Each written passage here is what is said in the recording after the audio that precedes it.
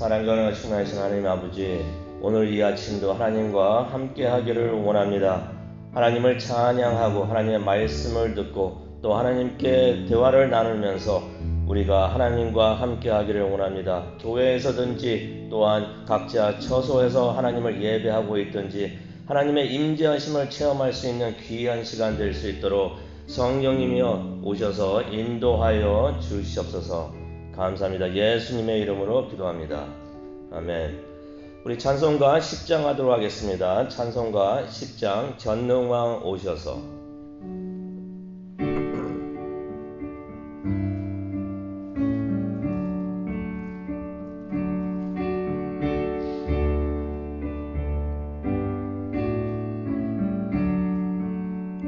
전능왕 오셔서 주 이름 찬송케 하옵소서. 영광과 권능의 성부여 오셔서 우리를 다스려 주옵소서. 강생한 성자여 오셔서 기도를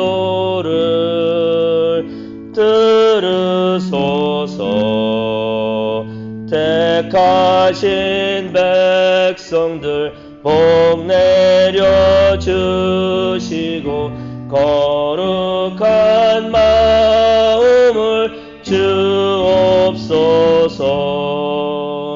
위로의 주 성령 오셔서 큰 증거 주옵소서. 전능한 주시여 각 사람 마음에서 떠나지 마시고 계십소서. 성삼위일체께 한없는 찬송을 드립니다. 존귀한 주님을 영광 증배였고 영원히 모시게 하옵. 4절 한 번 더 하시겠습니다. 성삼위일체께 한없는 찬송을 드립니다. 존귀한 주님을 영광 증배였고 영원히 모시게 하옵소서. 아멘.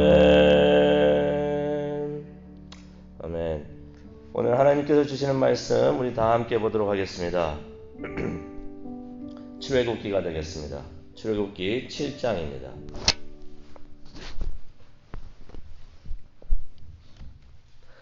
출애굽기 7장 14절에서 25절까지의 말씀을 오늘 공부하며 또 묵상하도록 하겠습니다. 출애굽기 7장 14절에서 25절까지의 말씀입니다. 이를 위해서 우리 지금 20절에서 25절까지의 말씀을 우리 한 목소리로 봉독하도록 하겠습니다. 출애굽기 7장 20절에서 25절까지의 말씀을 우리 다 함께 봉독하도록 하겠습니다. 다 찾으셨으면 읽도록 하겠습니다. 모세와 아론이 여호와께서 명령하신 대로 행하여 바로와 그의 신하의 목전에서 지팡이를 들어 날강을 치니 그 물이 다 피로 변하고 나일강의 고기가 죽고 그 물에서는 악취가 나니 애굽 사람들이 나일강 물을 마시지 못하며 애굽 온 땅에는 피가 있으나 애굽 요술살들도 자기들의 요술로 그와 같이 행함으로 바로의 마음이 완악하여 그들의 말을 듣지 아니하니 여호와의 말씀과 같더라. 바로가 돌이켜 궁으로 들어가고 그 일에 관심을 가지지도 아니하였고 애굽 사람들은 나일 강물을 마실 수 없으므로 나일 강가를 두루 파서 마실 물을 구하였더라. 여호와께서 나일 강을 치신 후 이레가 지나니라. 아멘.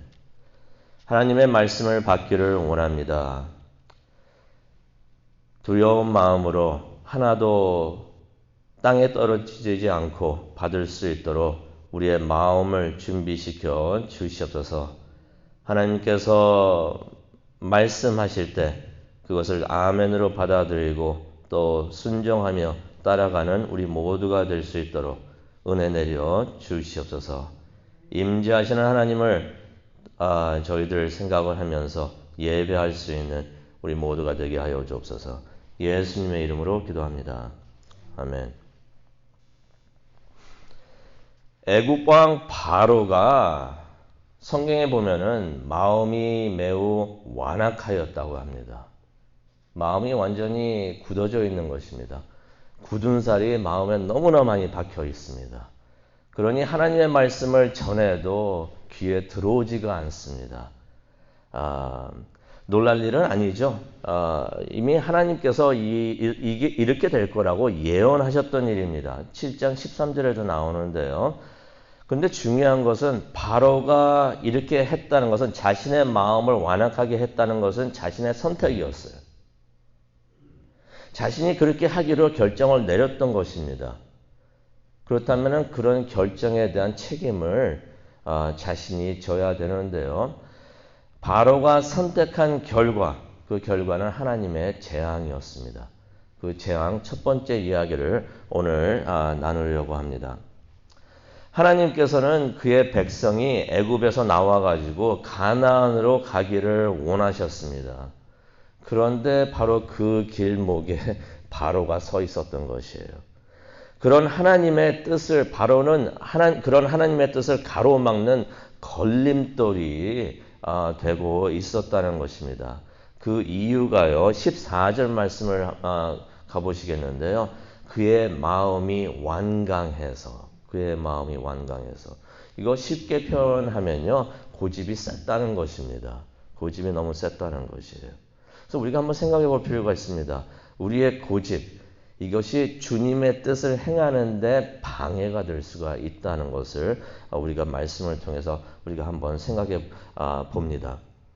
그래서 하나님께서 바로에게 재앙을 내리십니다. 이게 하나님 뜻이고 하나님께서는 하나님의 뜻을 이루시는데 바로가 그 길목에 딱 서가지고 막고 있으니까 하나님 입장에서 봤을 때는 바로의 고집을 꺾어가지고 하나님의 말씀에 순종하게 하는 것이 맞는 것이에요. 그래서 하나님께서 재앙을 내리시는데 재앙을 내리시는 목적은 바로 그것이었습니다.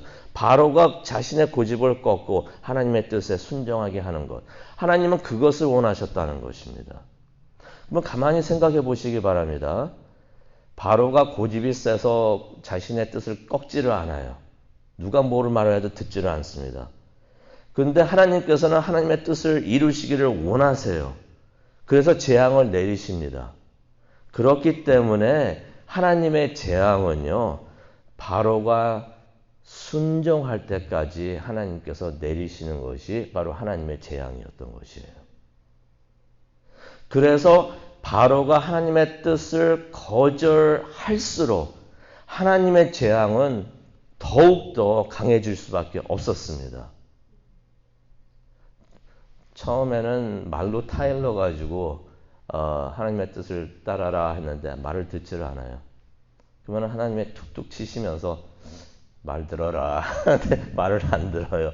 그러면 그 강도를 좀 더 세게 해주시는 거예요.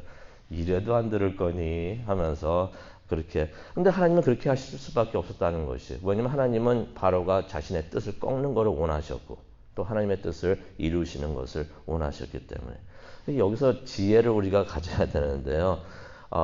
이게 무슨 바로만의 일이겠습니까? 우리 자신의 일이 될 수도 있는데 더 큰 재앙을 맞기 전에 하나님께 순종하는 것이 이것이 상책인 것을 우리가 깨닫기를 원합니다. 이것이 지혜인 줄을 우리가 깨닫기를 원합니다. 그래서 첫 번째 재앙에 대한 내용을 한번 자세히 들여다보기를 원하는데요. 우리가 잘 알고 있는 내용입니다. 하지만 우리 다시 한번 이 말씀을 공부하면서 또 묵상하기를 원하는데요. 하나님께서 15절에 보시면은 모세에게 이런 말씀하십니다. 제가 풀이해서 간단히 말씀을 드리면은 너는 아침에 나일강에 나가서 바로를 만나라라고 말씀하십니다. 여기서 나일강이 나오죠. 왜 나일강? 아침에 바로가 나일강에 나가 있었을까? 우리가 정확히는 모릅니다. 성경에 안 써 있으니까 정확히는 모르는데 추측을 할 수가 있습니다. 나일강이요, 그냥 강이 아니었습니다.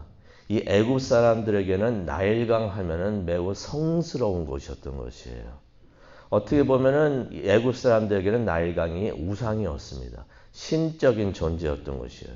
그 왜 그러냐면요, 그들의 삶과 생명에 직접적으로 나일강이 관련이 돼 있기 때문에 그렇습니다. 당시에는요,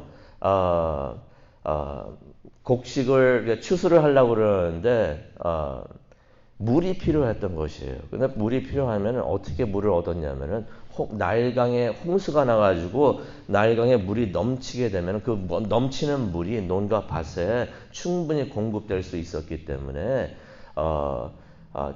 풍족한 추수를 하려면은 이 사람들은 나일강에 의존할 수밖에 없었던 것이에요. 그래서 생각을 해봅니다. 아마 그날 아침에도 바로하고 신하들이 나가서 나일강에서 제사를 지내고 있었지 않았는가, 아니면 그러한 행사를 하고 있었지 않았는가 생각을 해봅니다. 그런데 하나님께서 그걸 아시고 그 장소에 그 시간에 모세를 보내십니다. 그래서 바로에게 하나님의 말씀을 선포하게 하시는데요. 그 내용이 16절에 나옵니다. 여호와께서 너에게 주의 백성을 내보내 광야에서 예배하게 하라 하셨지만 네가 말을 듣지 않았다라는 말을 전하게 하십니다. 그래서 하나님께서 모세에게 명령을 내리시는데요. 들고 있는 손에 있는 지팡이로 나일강을 쳐서 나일강물이 피로 변하게 하라라고 하나님께서 말씀을 하십니다. 그래서 그 말을 바로에게 전하라고 하나님께서 말씀을 하시는데요. 그게 17절에 나와 있습니다. 이제 그렇게 되면 이제 강물이 변합니다. 변해가지고 피로 변하게 되는데, 그렇게 되니까 그 강에 있던 그 물고기들은 다 죽게 되고, 죽으니까 썩게 되겠죠. 썩으니까 악취가 막 나게 됩니다. 그러면 그런 물을 어떻게 마실 수가 있겠습니까? 물을 못 마시게 될 것이라고 하나님께서 다 미리 18절에 보니까 설명을 해 주십니다. 근데 여기서 중요한 것이 하나 있는데요. 17절을 보시면은 하나님께서 이런 말씀을 하십니다. 여호와가 이같이 이르노니 내가 이로 말미암아 나를 여호와인 줄 알지라. 여기서 내가 나오는데 너라는 것은 바로를 말합니다. 이제 모세가 이 말을 바로에게 가가지고 하나님의 말씀을 이제 전하게 되는데, 하나님께서 이런 말씀하신다는 것이에요. 이로 말미암아 내가 여호와인지를 네가 알리라. 이거 밑줄 그시기 바랍니다. 이게 왜 중요하냐면요, 바로가 그 전에 이런 말을 한 적이 있습니다. 모세가 와가지고 여호와 하나님을 말을 하니까 무슨 말을 했냐면요, 여호와가 누구냐? 나는 모른다. 이런 말을 했던 것이에요. 그게 5장 2절에 나옵니다. 바로가 그런 말을 하고 그렇게 생각하고 있는 것을 하나님께서는 다 듣고 계셨고 알고 계셨다는 것이에요. 그래서 7장 17절에 이런 말씀을 하십니다. 이제 내가 누군지 알게 하겠다. 하나님을 아는 방법이 여러 방법이 있습니다. 여러 방법이 있어요. 제가 가장 안 좋은 방법부터 알려드릴게요. 가장 안 좋은 방법은 재앙을 통해서 하나님이 누구신지 아는 방법입니다. 이런 방법 추천 안 드립니다. 가장 좋은 방법은 예배를 통해서 하나님을 알게 되는 것, 성경 공부를 통해서 하나님을 알게 되는 것, 그리고 기도를 통해서 하나님을 알게 되는 것. 근데 우리가 예배도 안 해요. 제대로 안 해요. 찬양도 제대로 안 해요. 기도도 제대로 안 해요. 그러다 보면은 알 수 있는 방법이 딱 하나가 남습니다. 그게 재앙인 것이에요. 하나님이 치십니다. 그러기 전에 우리가 하나님이 누구신지 여호와이신지를 알게 되는 그런 은혜가 있기를 간절히 소망하고 기도합니다. 근데 하나님께서 그냥 바로게 가가지고 그냥 탁 치시면 되는데 그렇게 안 하시고 이렇게 할 것이다라고 모세에게 또 다시 설명을 하게 하십니다. 왜 그랬을까요? 왜 그러셨을까요? 바로가 이 재앙에 대한 이야기를 듣고 예언의 말씀을 듣고 다시 한번 회개하고 순종할 수 있는 기회를 하나님께서 다시 한번 주시는 것이에요. 이젠 마지막입니다. 마지막으로 첫째 재앙이 내리기 전에 마지막으로 다시 한번 하나님께서 기회를 주시는 것입니다. 그런데 참 불행하게도 바로는 그 순간에도 하나님의 뜻을 거역을 합니다. 그래서 모세와 아론이 하나님의 명령대로 그대로 행하는데요. 20절을 보게 되시면은 우리가 읽은 말씀이 되겠습니다. 20절을 보게 되면은 모세가 바로의 목전에서 지팡이를 듭니다. 이제 하나님께서 하시는 일이라는 것을 알리는 거죠. 그리고 나일강을 칩니다. 그랬더니 하나님 말씀대로 나일강 물이 다 피로 변하는 것이에요. 20절에 나와 있어요. 근데 솔직히 이게 어떻게 됐는지는 우리가 자세히 모릅니다. 하지만은 애굽 사람들이 보기에 그 붉은 물이 피였다는 것이에요. 보기에도 피와 같았고 맛을 봐도 피였다는 것입니다. 그리고 물고기들이 막 죽어나갑니다. 썩습니다. 악취가 납니다. 그러니까 21절 보니까 도저히 그 물을 마실 수가 없었다는 것이에요. 이게 그냥 강물이 피로 변해가지고 그냥 그랬는가 보구나라고 생각할 일이 절대로 아닌 것이요. 좀 전에도 제가 말씀을 드렸던 것이 애굽 사람들에게는 나일강의 존재가 어마어마했던 존재예요. 우상과 같았던 것입니다. 나일강에 모든 것을 의존하고 있었는데 이 나일강이 하나도 쓸모없는 피로 변했다는 것이 큰 재앙이었던 것입니다. 그런데 22절의 말씀 우리가 한번 보기를 원하는데요. 바로에게는 또 요술사들이 있었습니다. 그들이 자기들의 요술로 똑같은 일을 했다는 것입니다. 물을 피로 만들었다는 것이에요. 근데 여기서 약간 궁금하지 않으십니까? 그 전에 모세하고 아론이 그 애굽에 있는 모든 호수, 못, 강, 물을 전부 다 피로 만들었는데 여기 보니까 바로의 요술사들이 또 물을 피로 만들었다고 하는 말씀이 나옵니다. 이 사람들이 이 물을 어디에서 찾았을까? 궁금하지 않으십니까? 우리가 24절을 보면은 그 답을 우리가 찾을 수가 있습니다. 강물도 그렇고 호수물도 그렇고 못물도 그렇고 전부 다 있는 물은 전부 다 피로 변하니까 사람들이 어떻게 했냐면 강가를 팠던 것이에요. 땅을 팠던 것이에요. 그 땅을 파가지고 물을 얻었는데 이 바로의 요술사들도 똑같이 그런 물을 피로 만들었다는 것입니다. 근데 여기서 우리가 한 가지 주목할 일은요. 이 요술사들이 진정 기적을 행할 수 있는 능력이 있는 사람들이었다면은 분명히 피로 변한 물을 물로 다시 바꿨을 것이에요. 능력이 있었다면 기적을 행할 수 있는 그런 능력자들이었다면 그렇게 했을 것입니다. 그런데 그것을 못하니까 물을 다시 피로 만들었는데요. 이것을 성경에서는 요술이라고 표현을 하고 있습니다. 이게 무슨 의미가 있냐면요. 눈속임이었다는 것입니다. 진짜 하나님께서 모세와 아론을 통해 하신 거는 이건 기적이었어요. 이거는 초능력 같은 그런 능력이었는데 이 바로의 마술사들이 했던 것은 요술, 눈속임이었다는 것입니다. 그런데 어쨌든 그들의 이런 행위가 바로에게는 참 악이 됐습니다. 왜냐면요. 자신의 마술사들도 똑같이 하는 것을 보고 이 바로의 마음이 더욱더 완악해졌다고 22절에 나와 있습니다. 마음이 굳어있었는데 더 굳어지는 것이에요. 그러면서 마음이 굳어지니까 어떤 결과가 나옵니까? 모세가 전하는 하나님 말씀을 또 듣지를 않는 것이. 그게 또 귀에 들어오지를 않는 것이. 근데 이 또한 22절에 보니까 하나님께서 예언하신 그대로였다고 합니다. 그래서 25절에 보니까 나일강이 7일 동안 피로 변해 있었다라는 말씀이 25절에 나옵니다. 이제 우리가 이 말씀을 생각을 하면서 기도하려고 하는데요. 우리가 이것을 생각해 볼 필요가 있습니다. 하나님께서 나일강을 치신 것. 이게 큰 의미가 있습니다. 왜 하필이면 나일강을 치셨을까? 좀 전에도 제가 말씀을 드렸던 것이 애굽인들에게는 나일강이 우상이었던 것입니다. 하나님께서 애굽인을 치실 때 그들이 소중하게 여기고 또 예배하고 있었던 그러한 우상, 나일강을 치셨던 것이 매우 상징적입니다. 하나님은 이렇게 하시면서 나는 여호와이고 너희들이 의존하고 예배하고 있는 나일강보다 더 위대하다. 하나님께서 그것을 알려주셨던 것이.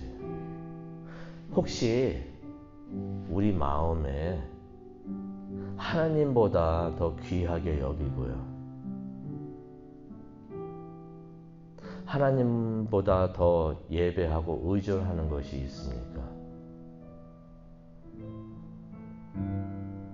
하나님께서 우리에게 계속 와서 말씀하십니다. 그러지 마. 그러지 마. 근데 이 말을 안 들으면요. 하나님의 음성을 성령님을 통해서 말씀해 주신 그 말씀을 안 들으면은 언젠가는 하나님께서 그 우상을 치십니다. 왜? 우리가 하나님이 위대하신 것을 알 수 있게 하기 위해서 하나님께서 그렇게 하신다는 것이에요. 그것이 우리에게 재앙으로도 올 수가 있는데 우리가 그런 재앙을 통하지 않고서 하나님을 알게 되기를 원합니다. 그래서 그것을 위해서 우리가 기도하는 시간을 갖기를 원하는데요. 이렇게 기도했으면 좋겠습니다. 하나님을 알기를 원합니다. 하나님을 알기를 원합니다. 하나님의 위대하심을 알기를 원합니다. 기도를 통해서 알게 하여 주옵소서. 말씀을 통하여 알게 하여 주옵소서. 예배를 통하여 하나님의 위대하심을 알게 하여 주옵소서. 이러한 것을 기도하는 이 시간이 되기를 원하고 또 하나님을 알게 되는 귀한 시간이 되기를 간절히 축원합니다. 하나님을 알기를 원합니다. 하나님의 사랑을 알기를 원하고 하나님의 인자하심을 알기를 원하고 또 우리의 죄를 용서하시는 하나님을 알기를 원합니다. 하나님의 위대하심을 알기를 원합니다. 이 시간 우리와 함께 하여 주시고 하나님을 알 수 있는 지혜를 주셔서 하나님을 알 수 있도록 인도하여 주시옵소서. 감사합니다. 예수님의 이름으로 기도합니다. 아멘.